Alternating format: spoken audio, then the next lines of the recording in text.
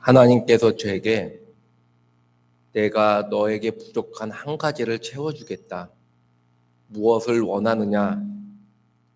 저에게 질문을 하시면 저는 주저없이 이야기할 겁니다. 하나님, 사제범 목사님, 박준환 전도사님만큼 찬양을 잘하게 해주시옵소서.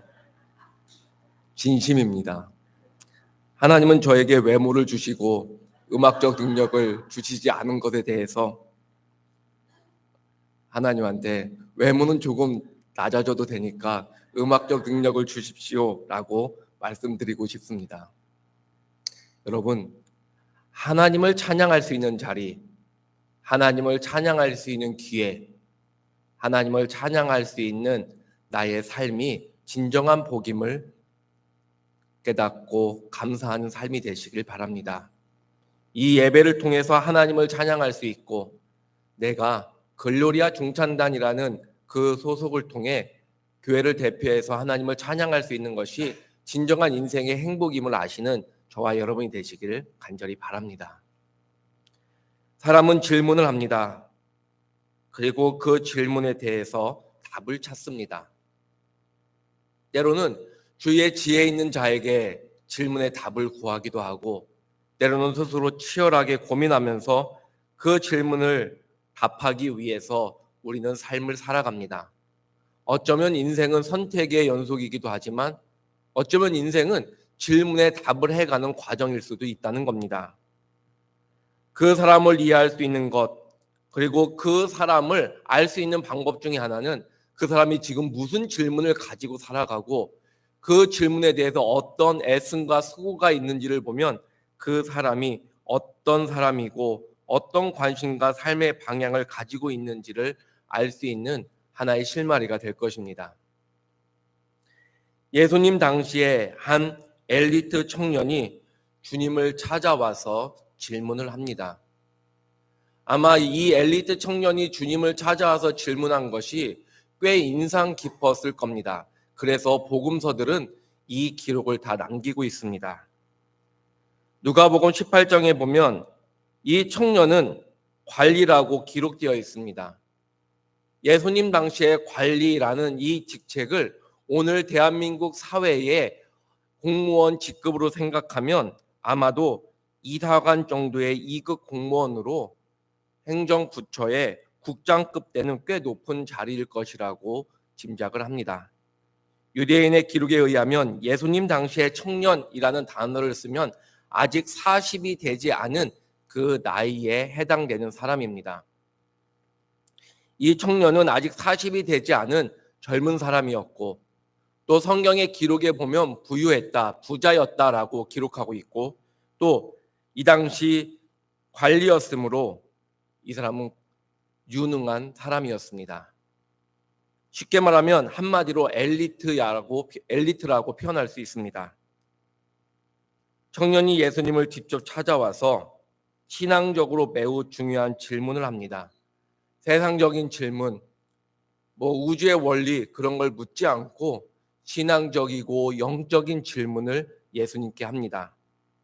선생님, 제가 무슨 선한 일을 행해야 어떤 선한 행동을 해야 영생을 얻을 수 있을까요?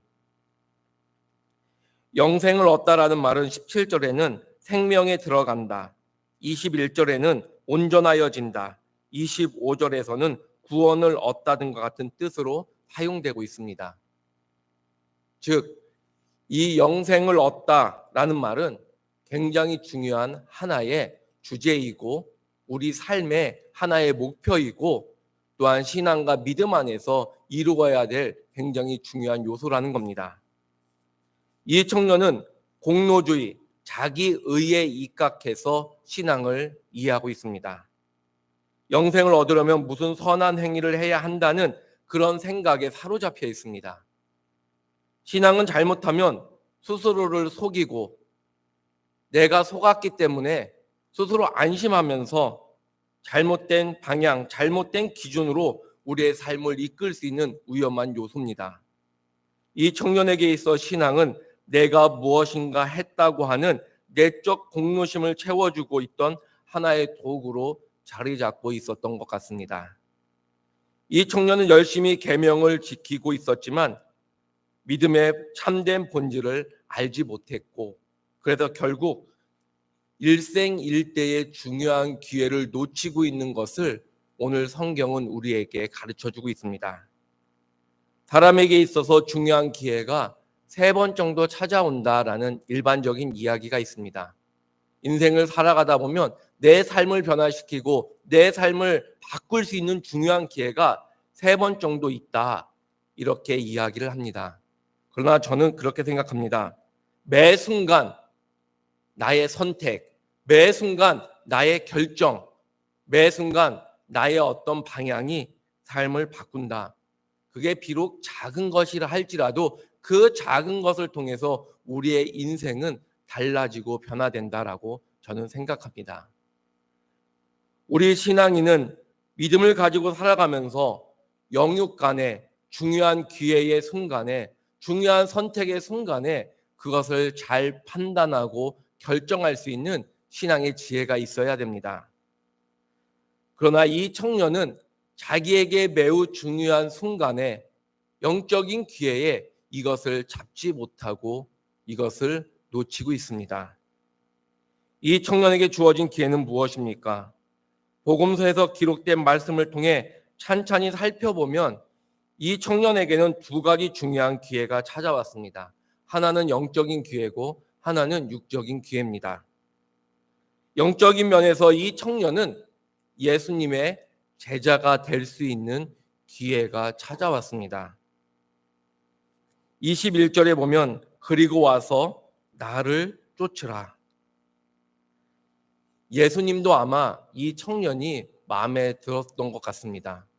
다른 질문도 하지 않고 영적인 질문을, 신앙적인 질문을, 구원에 대한 질문을 하고 있고, 또한 이 청년의 그 젊음, 그리고 이 청년의 여러 가지, 아마 성경에 기록되어 있지 않지만 굉장히 매력적이고 굉장히 유능한 모습이 나와 있을 것이라고 생각이 됩니다.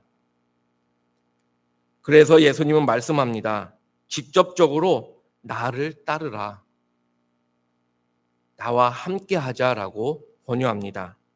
제자가 될 수 있는 기회고 예수님과 늘 함께 하면서 진리와 삶, 그리고 믿음과 신앙에 대해서 직접 보고 느끼고 배우고 경험하고 깨달을 수 있는 매우 중요한 일생일대의 가장 중요한 순간이 이 청년에게 다가왔습니다. 예수님이 제자가 된다는 것, 말씀을 배울 수 있는 기회가 우리에게 있다는 것, 그것은 그리스도인으로서 세상을 살아가면서 가장 중요한 기회이고 가장 복된 기회입니다. 성경에 보면 이런 이야기가 있습니다. 누가복음 11장에 보면 이 말씀을 하실 때 무리 중에 한 여자가 음성을 높여 이르되 당신을 뵌 태와 당신을 먹인 젖이 복이 있나이다 하니 예수께서 이르시되 오히려 하나님의 말씀을 듣고 지키는 자가 복이 있느니라 하시니라. 예수님이 말씀하실 때 한 여인이 그 말씀에 사로잡혀서 예수님께 말합니다. 당신을 뵌 태, 당신에게 젖을 먹인 그 여인은 복이 있습니다. 당신과 같은 분을 낳고 기른 여인은 얼마나 복되고 얼마나 귀합니까? 라고 여인으로서 그런 고백을 할 때 예수님은 말씀합니다. 아니다. 오히려 하나님의 말씀을 들을 수 있고 하나님의 말씀을 듣고 지킬 수 있는 자가 더 큰 복이다 라고 예수님은 말씀하고 있는 겁니다. 이 청년은 인생의 최고의 기회, 주님의 제자가 되어서 항상 함께하면서 말씀을 듣고 배울 수 있는 그런 매우 중요한 기회를 지금 맞이하고 있는 겁니다. 또한 2번째로 육적인 면에서도 기회를 이 청년은 놓쳤습니다. 그 기회는 뭡니까? 현재 청년은 젊고 부유하고 높은 자리에 있는 출세한, 즉 성공한 사람이었습니다. 지금까지 이룩한 것과는 비교가 되지 않는 큰 복과 은혜를 받을 수 있는 기회가 찾아온 것입니다. 그러나 지금까지 이룩한 것보다 더 큰 복을 그는 얻지 못했습니다. 본문과 이어지는 내용에 보면 예수님은 이렇게 말씀합니다. 또 내 이름을 위하여 집이나 형제나 자매나 부모나 자식이나 전토를 벌인 자마다 여러 배를 받고 또 영생을 상속하리라. 다른 복음서에서도 이르시되 내가 진실로 너에게 이르노니 하나님의 나라를 위하여 집이나 아내나 형제나 부모나 자녀를 버린 자는 현세에 여러 배를 받고 내세의 영생을 받지 못할 자가 없느니라 하시니라. 주님을 위해서, 주님을 따르고 그 진리를 지키기 위해서 자신의 것을 버리고 희생하고 자기의 재산, 자기의 모든 소유를 다 버린 자에게는 현세에서는 더 많은 복과 더 많은 은혜를 입고 내세의 영생을 상속으로 받는다라고 예수님은 말씀하고 있습니다. 현세에 여러 배 받을 기회였고 주님의 말씀대로 순종하면 지금보다 더 큰 복을 받을 수 있는 그런 기회가 이 청년에게 다가왔는데, 이 청년은 당장에 보이는 눈앞의 재물, 당장에 보이는 자기 삶의 안락함과 편안함 속에서 온전한 선택을 하지 못하고 기회를 잃고 있는 모습을 성경은 우리에게 보여주고 있다는 겁니다. 청년은 좋은 집안에서 태어났습니다. 그리고 열심히 공부했습니다. 그리고 출세했습니다. 세상적인 것을 생각하고 고민하기보다는 영혼 그리고 영생에 관해서 고민했습니다. 그래서 주님을 찾아와서 영생에 대하여 묻습니다. 그 질문의 수준은 세상적인 것에 있지 않고 영적인 것에 있는 수준 높은 청년이었습니다.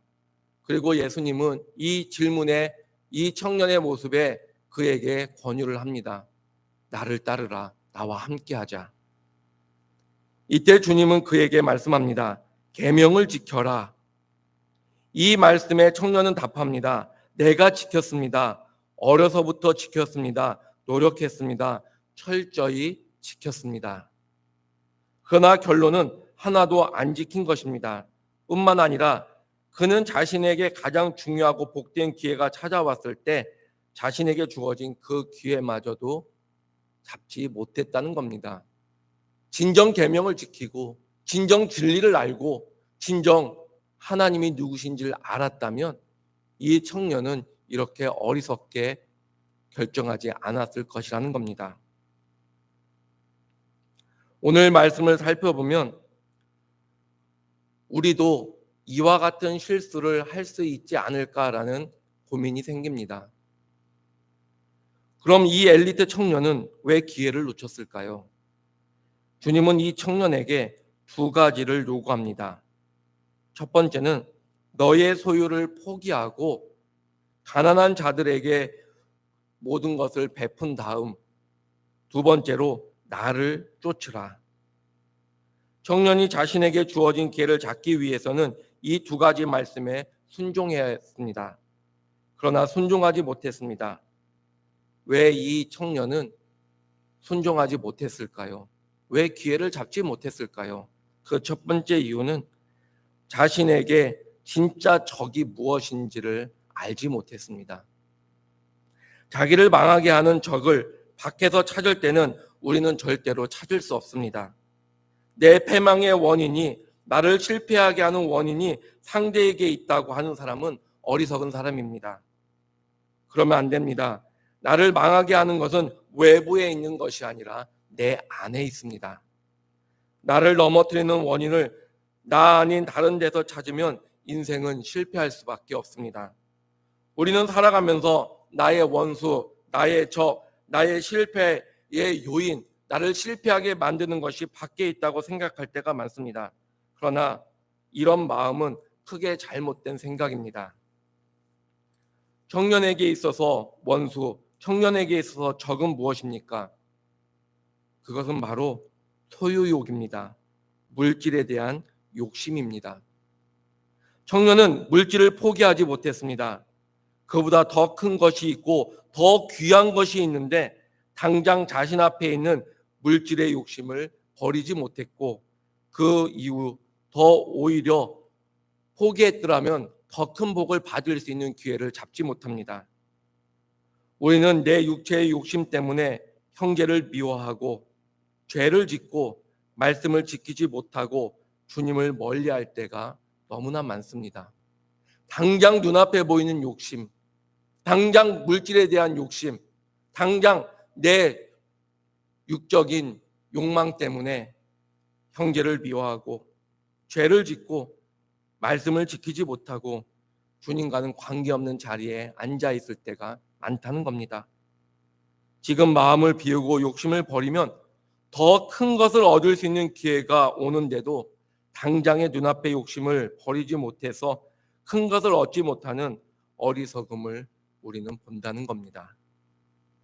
나의 적은 밖에 있지 않습니다. 바로 내 마음의 욕심, 당장 눈앞에 보이는 그런 소유욕이 우리의 원수라는 것을 우리는 깨달아야 합니다. 나를 괴롭히는 것은 밖에 있는 것이 아니라 내 안에 있습니다. 청년은 자신의 진정한 적이 무엇인지 몰라서 결국 중요한 기회를 놓치고 말았다는 겁니다. 두 번째는 이 청년의 실패의 원인은 자신에게 말씀하시는 분이 누구인지 몰랐습니다. 그분이 하나님인 줄 몰랐다는 겁니다. 지금 자신에게 기회를 주시는 분이 누구인지 몰랐습니다. 계명은 나름대로 열심히 지키고 그 계명대로 살려고 애쓰고 수고했지만 진리와 생명이 되시는 주님을 알아보지 못하고 있습니다. 주님을 진정 알아보지 못했기 때문에 중요한 기회를 잃고 있다는 겁니다. 두 가지 기회, 영생과 세상의 복을 주시는 주님을 몰랐기 때문에 그에게 온 기회를 그는 잡지 못했습니다. 마찬가지입니다. 우리도 열심히 신앙생활하고 우리도 열심히 교회 안에서 애쓰고 봉사한다고 하지만 이 청년이 주님을 알아보지 못했던 것처럼 우리도 진리를 모르면 말씀을 제대로 알지 못하면 결국 삶을 온전히 살아갈 수 없는 존재로밖에 우리의 인생을 살아갈 수밖에 없습니다. 주님을 바로 알아야 합니다. 생명과 구원이 되는 말씀을 제대로 알아야 합니다. 말씀을 사모하고 진리 안에 거해야 됩니다. 교회에 오면 예수님이 누군지 모르면 안 됩니다. 교회에 와서 나름 열심히 봉사하고 일하고 그렇게 수고하고 애쓰지만 진리를 모르고 말씀을 제대로 알지 못하면 일하고 봉사하는 것이 아무 의미가 없다는 것을 우리는 알아야 됩니다. 그것을 잘 보여주는 이야기가 바로 마리아와 마르다의 이야기입니다. 예수님을 초청했습니다. 그리고 마르다는 바쁩니다. 대접하기 위해서, 음식 장만하기 위해서 바쁘게 분주하게 이렇게 움직입니다. 마리아는 예수님 곁에 서서 예수님의 말씀을 듣습니다. 마르다가 갑자기 화가 납니다. 왜 나는 이렇게 분주하고 바쁜데, 나는 이렇게 수고하고 애쓰는데 동생은 그저 주님 옆에 계시면서 말씀만 듣고 있고 그렇게 있는지 화가 치밉니다. 그래서 예수님께 버럭 이야기합니다. 주님, 동생에게 이야기해서 동생도 좀 제 일을 돕게 해주십시오. 저만 분주합니다. 저만 바쁩니다. 그러자 예수님이 말씀합니다. 마르다야, 마리아는 좋은 것을 택했고 그것을 지금 빼앗기지 않을 것이다.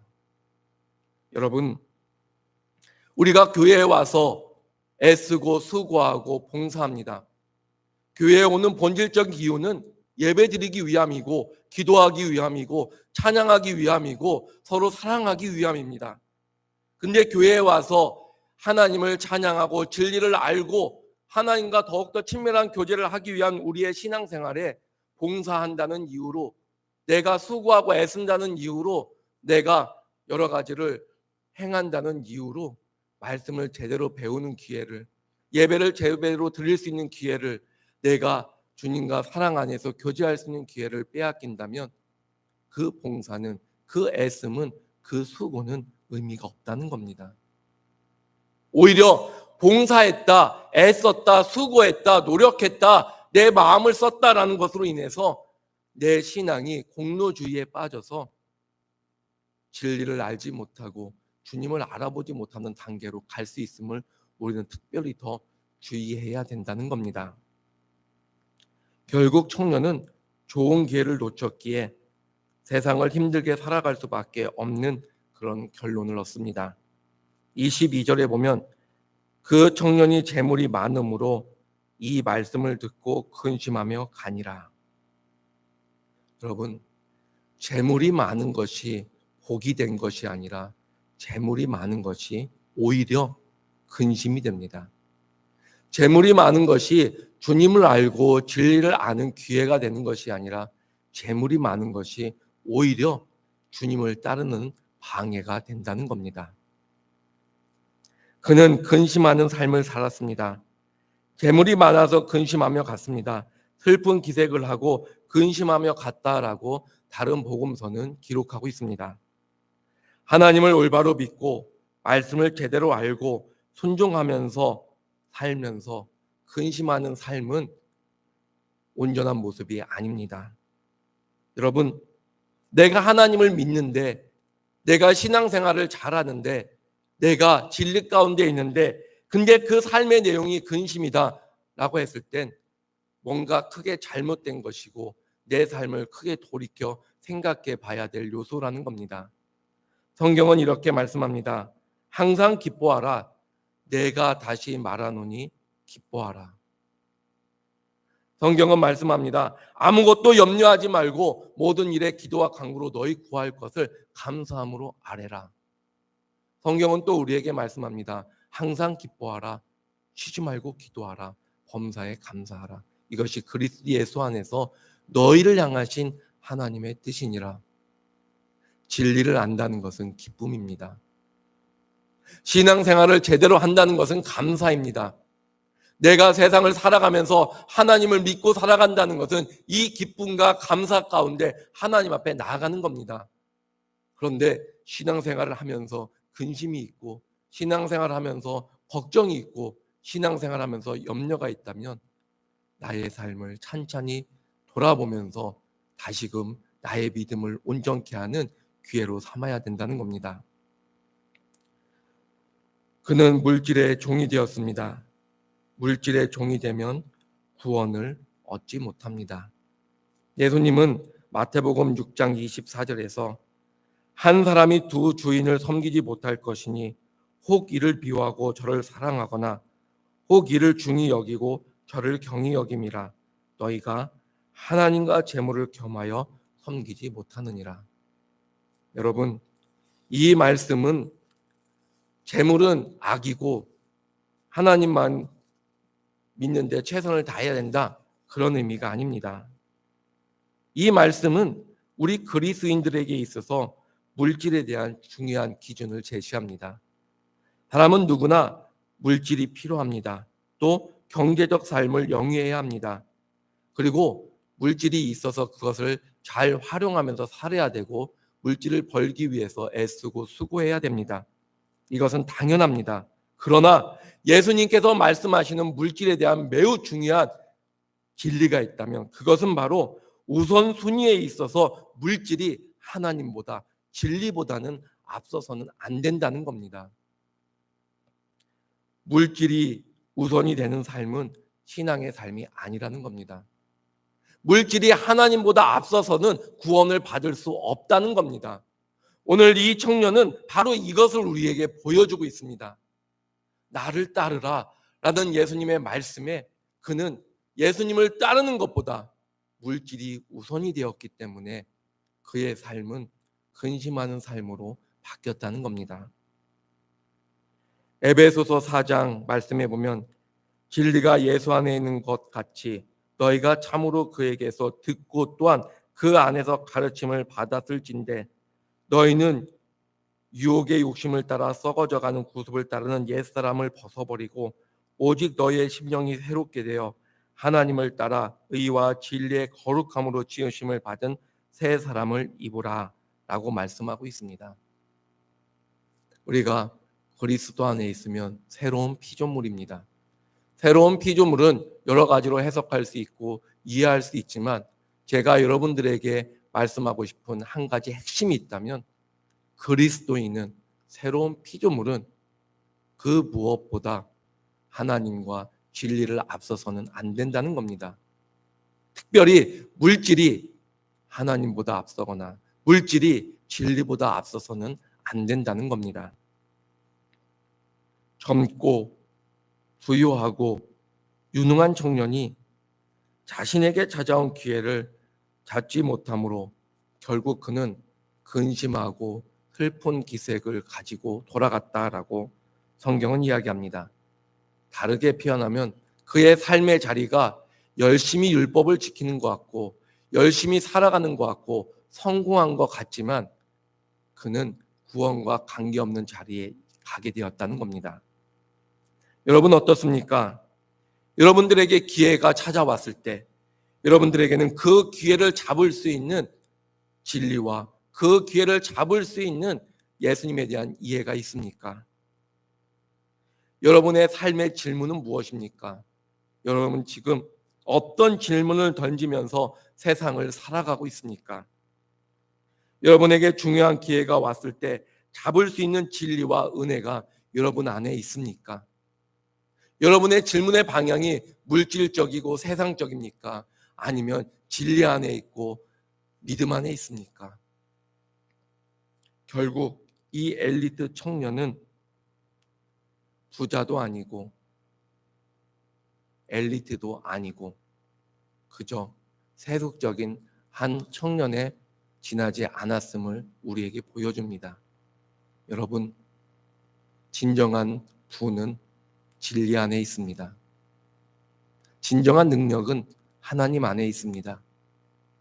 여러분이 혹시 물질을 붙잡고 있고 세상 것을 붙잡고 있다면 그것은 중요한 기회를 잡지 못하는 안타까운 청년과 다를 바 없음을 깨닫고 말씀 안에서 그리고 주님을 온전히 믿는 믿음 안에서 매 순간마다 중요한 기회를 나의 복된 기회로 만드시는 신앙과 삶이 되시기를 주님의 이름으로 간절히 축원합니다. 하나님 아버지, 하나님도 이 순간 우리에게 오셔서 중요한 기회를 허락하십니다. 그 기회 가운데 우리의 욕심이, 우리의 어리석음이 그 기회를 잡지 못하고 근심으로 만들고 있진 않은지 스스로 살펴볼 수 있게 하여 주시옵소서. 하나님, 온전한 믿음과 신앙을 저희들에게 허락하여 주사 진리 가운데 서게 하시고 진리 가운데 온전할 수 있게 하시고 하나님, 예수 그리스도를 따르는 삶으로 우리의 인생을 온전히 세워 주시옵소서. 모든 걸 주님께 맡깁니다. 모든 걸 주님께 의지합니다. 주님 역사하여 주시옵소서. 감사하며 예수님 이름으로 기도하옵나이다. 아멘.